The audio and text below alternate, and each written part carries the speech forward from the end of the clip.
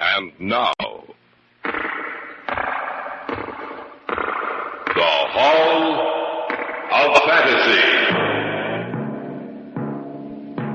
Welcome to the Hall of Fantasy. Welcome to the series of radio dramas dedicated to the supernatural, the unusual, and the unknown. Come with me, my friends.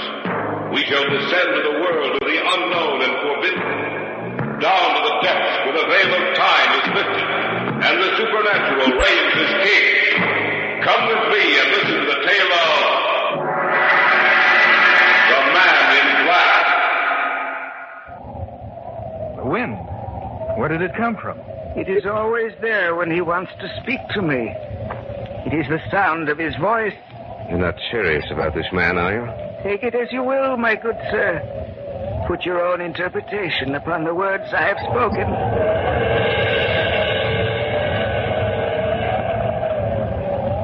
Yes, master. I understand.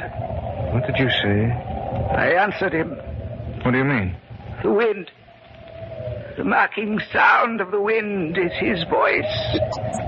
He has seen. He has looked into your minds and seen you.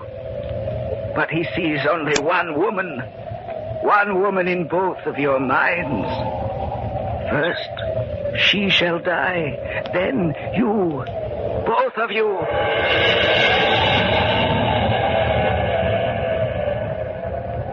Yes, master.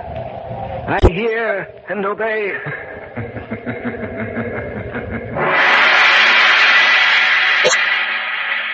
In just a moment, the Hall of Fantasy will present The Man in Black. And now for our story. An original tale of fantasy by Richard Thorne entitled The Man in Black.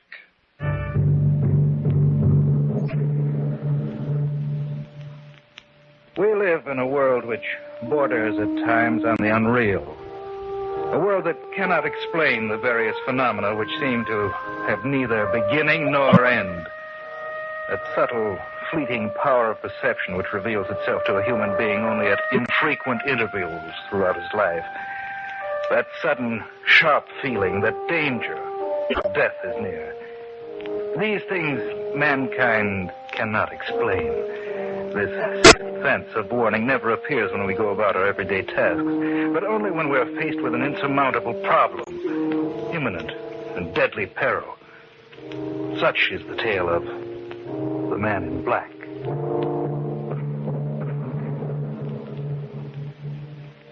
It was a cool, quiet night.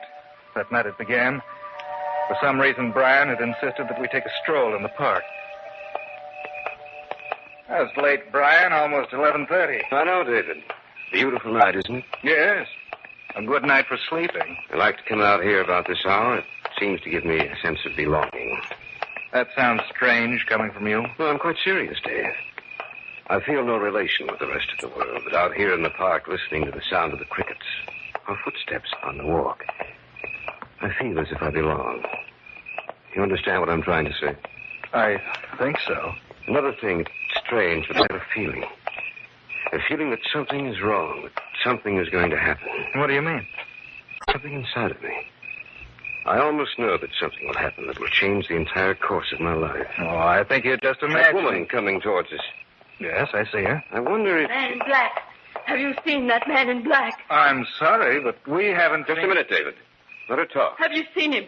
Have you seen the man in black? No, I'm afraid not. Oh, I thought perhaps you could help me. I must find him. Well, we haven't seen anyone out here tonight except you. The man in black. I must find the man in black. What does she mean? I don't know. The Man in Black. Maybe we ought to follow her. Now let it go. That's strange. What? It was so still before, now a wind seems to have sprung up from nowhere. Listen. She went off in that direction. Let's take a look. Wonder why she screamed. Well, she couldn't have gotten too far. Look up ahead. That must be her. Lady, is anything... What's the matter with her? She's dead. Dead? That's right. I wonder who he is. Who? We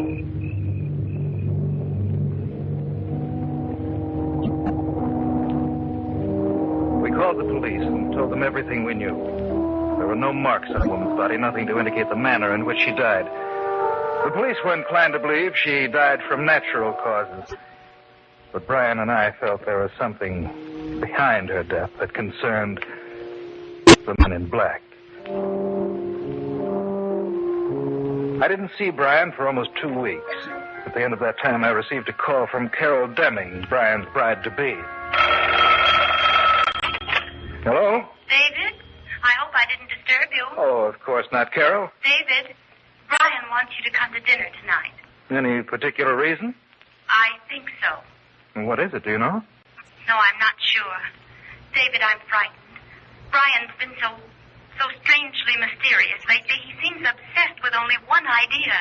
Something about a man in black.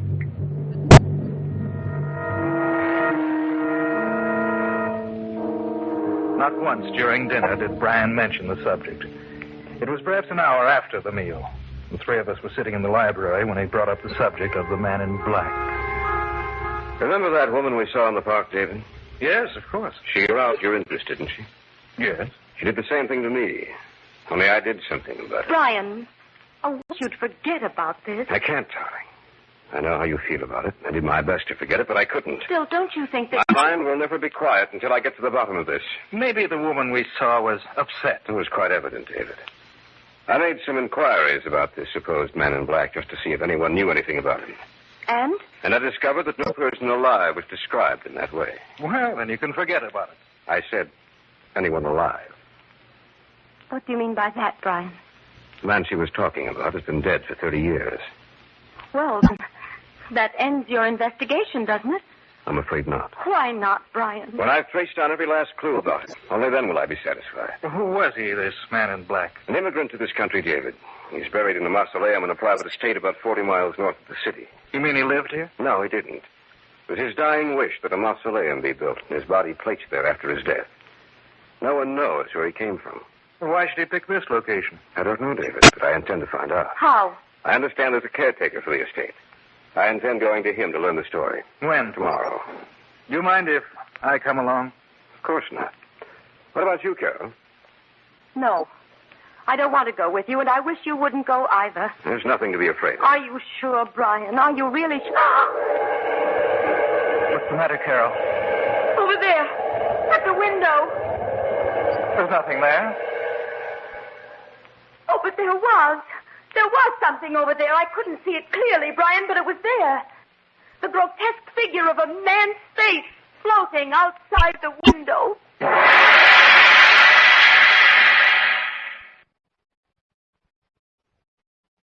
Back now to our story. An original tale of fantasy by Richard Thorne entitled The Man in Black. Neither Brian nor I saw anything outside the window, and we put it down to Carol's imagination. She asked us again not to go out there, but Brian insisted, and in the end won out. The following day, in the late afternoon, we started out to the estate. This is the road that leads into the estate. It seems so lonely out here. Yes, doesn't it? Almost as if this little area was set apart from everything else. Maybe it's the day. Gray, overcast. Well, that all adds to it, of course. Up ahead, is that it? Yes. Oh, that one building with that semicircle of trees behind it. I thought you said he was buried in a mausoleum. He is. You mean that? I don't like this, Brian. Are you afraid? Maybe. Look, there's an old man standing in the doorway. Looks as if he were waiting for us. I wouldn't be surprised if he was. Well, let's go meet him. Maybe we ought to go back. Of course not. Already come this far, we'd be crazy to turn back now. Good day, gentlemen. I've been expecting you. Please come to find out. No need to tell me. Just follow me, please. He said you would be here about this time. Who? I'll tell you later. So dark in here. Your eyes will become accustomed to it, the darkness. Just come with me. What do you think? I don't know. You said something? No. No, nothing at all. This is the room. Right in here. You wish to learn of the man in black. Am I correct? Yes. Can't we have more light? The candles burning in here don't throw off much light. I'm sorry, but that would be against his orders. Whose orders? He who walks by night.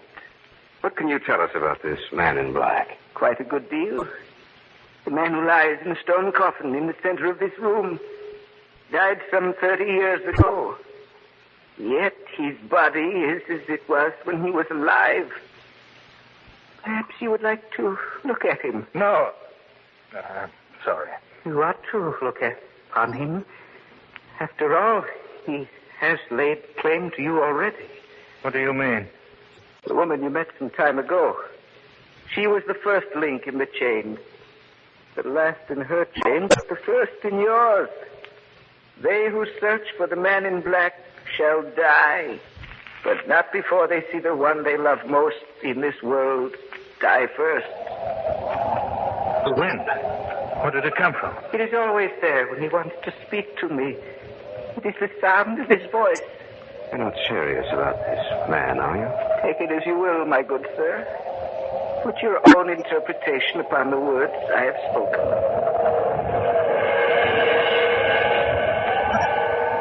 Yes, master. I understand. What did you say? I answered him. What do you mean? The wind, the mocking sound of the wind is his voice. He has seen. He has looked into your minds and seen you, but he sees only one woman. One woman in both of your minds.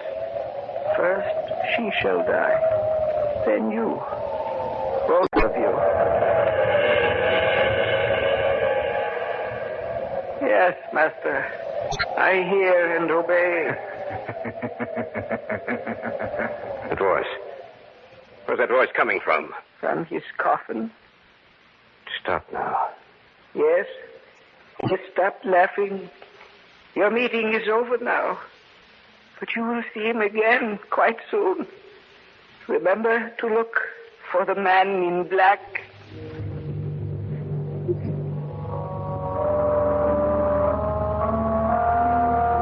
The old man showed us out of the mausoleum.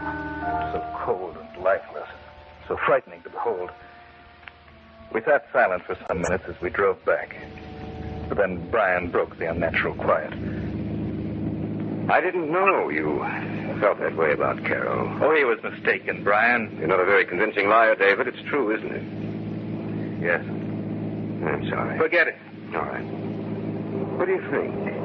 That story the old man told us? I hope he's crazy. What if he isn't? Then I don't know. I just don't know.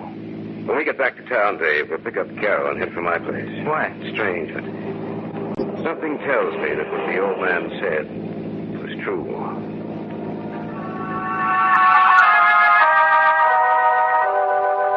From the back of my mind, I also knew that what the old man had said was true. What bothered me was that we knew we were doomed to die, but not from which direction it would come, nor what form it would take.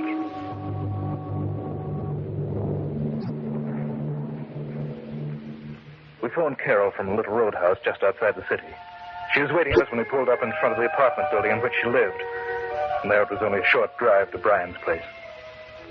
And that's the story, Carol. I can't believe it. You know, sitting here in your house, Brian, with the lights on like this and everything so normal, I find it difficult to believe myself. Perhaps we were mistaken, Brian. Maybe nothing will happen. You really believe that, David? I'm trying to. Just a minute. What time was it when you were out there? Oh, it must have been about 5. Why? Well, maybe it was my imagination, but just about that time, I heard someone laughing.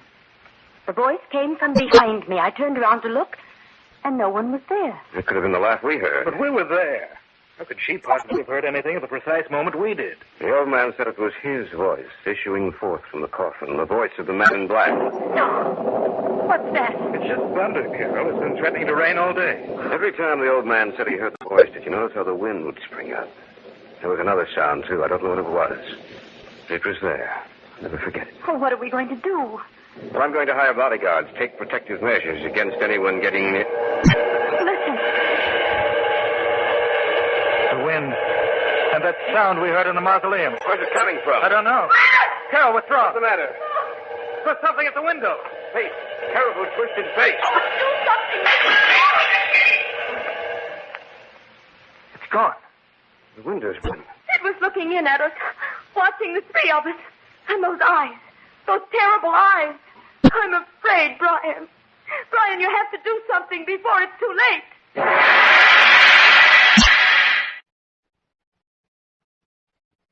Back now to our story. An original tale of fantasy by Richard Thorne entitled The Man in Black.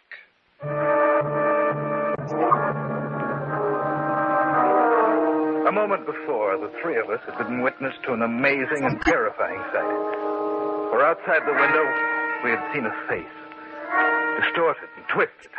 The fire burning in its eyes bespoke death. I'm afraid, Brian. Brian, you have to do something before it's too late. Was that the same face you saw before, Carol? Yes, only now it was much clearer. What are we going to do, Brian? Maybe we should call the police. They probably wouldn't believe us. I used a detective agency a few months ago. I'm going to call them. Telephone number should be here in my desk.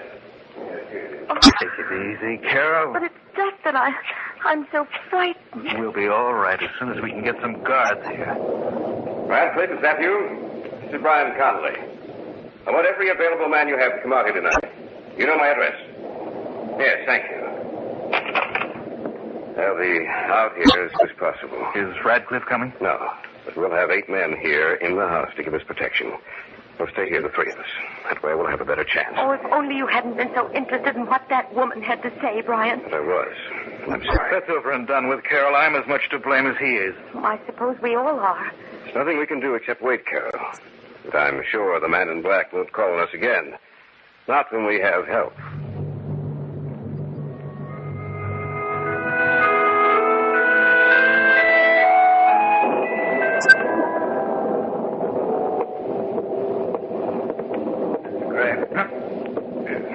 Yes. What do you want? I'm just checking up on things, sir. Have all the men been posted? Yes. It's rather dark out here in the hallway. You shouldn't be out here by yourself, sir. I'm just as safe here as I would be with the others. Probably. It's so dark, I can't see your face very well. It's just a face, sir. Nothing else. You seem very nervous. Do you believe the old man's story? I'd prefer not to, but... It is rather frightening, isn't it? Yes. Well, I'll continue on my rounds. Good night, sir. Probably see you again before morning.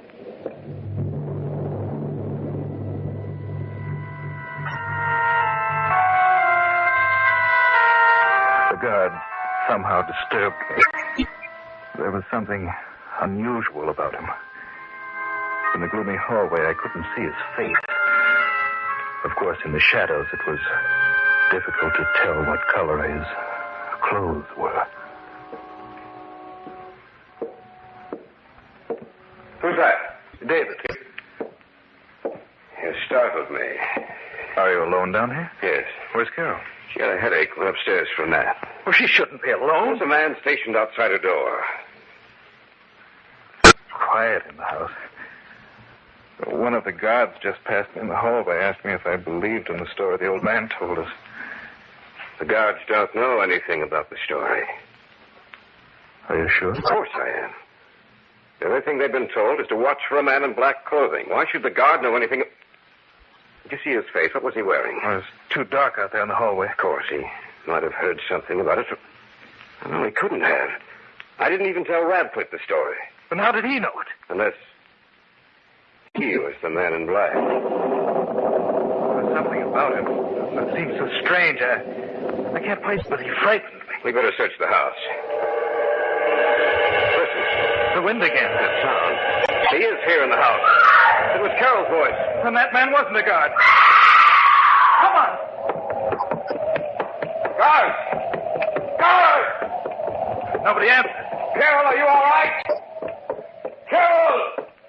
Anything has happened to her? The door to her room, it's open. Carol, just like the woman in the park. It can't be. What happened to the guard outside our door? Happened to all of the guards in the house, Brian. Haven't seen a single one on our way up here. Did I ever start this? We'd better call the police. Is there a phone up here? No extensions up here. You phone. I'll stay here with Carol. It won't do you any good to stay up here, Brian. She's dead. You better come with me. I guess you're right. Oh, Brian, I'm sorry. I should have known that the man in the Not hallway your fault. I'm to blame. I started this. I can't understand what happened to the guard. Whoever he is, whatever he is, he has a power, David. Something evil and malignant. To send the guards away would be a simple matter for him. You can use the phone in the library. You look all done in, Brian. You'd better sit down in that chair over there. All right. Never forgiven myself. I hope they can get here in time. I don't know what it'll be. Say, that's strange. What? I'm not getting any dial tone. Something's wrong with the phone. Oh, What's the matter, Brian? nothing. I can't get to the police. The lines must be down. Yes, there must be. I thought I heard you moan when I was trying to get to the police. You were mistaken. It's rather dark in here, and with you sitting in that chair with your back to me, your voice sounds different. Does it? Yes. Stay where you are. Something's wrong with you. What is it? Don't you know? No. Perhaps you should get my face. You're not Brian. The man in the hallway, you're... The man in black. What happened to... Your friend? We exchanged places for a while. You mean he's dead? That's correct. As you will be soon. Don't come any closer to me. Are you afraid? Why don't you run? I can't move. Now, you see him. The man in black, face to face. And now, you die.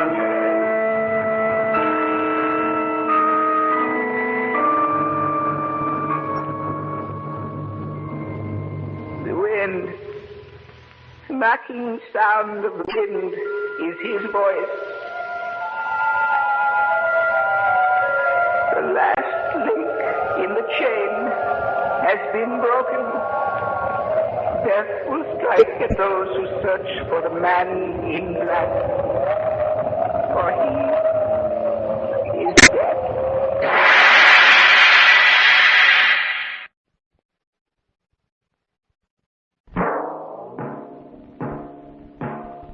So runs tonight's tale of the unusual, the terrifying, the unknown.